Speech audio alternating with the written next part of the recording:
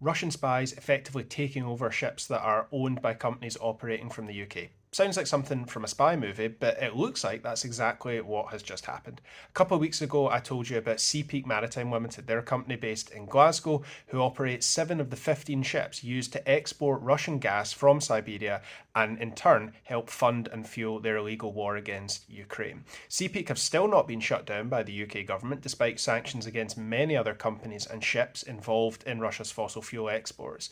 But what we've just found through an investigation is that Russian security services, the FSB, that's the successor to the KGB, have systematically intimidated, interrogated, and removed Western officers from these ships. And by some estimates, 85% of those Western officers, that's captains, chief engineers, etc., have been removed. In one case, an officer reports how he was taken ashore and interrogated by FSB agents who looked at his phone and found jokes at the expense of the Russian dictator Vladimir Putin. And he was only able to calm them down when he pointed out that he joked pretty much equally about Donald Trump and Boris Johnson as well. This is really serious. There's allegations that it's potentially to ensure the ships are under complete Russian control for potential covert cargo operations in Europe and elsewhere where Russia's been heavily sanctioned and where its ability to export goods and other products or indeed to move its intelligence officers around has been massively hampered.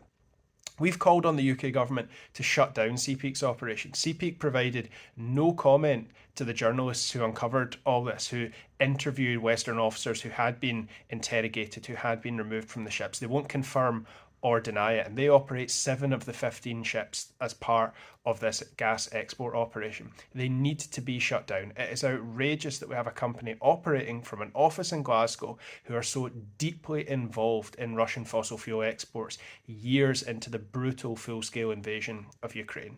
The UK government needs to shut Seapeak down and sanction every company who insured the Seapeak ships and that allowed them to set sail.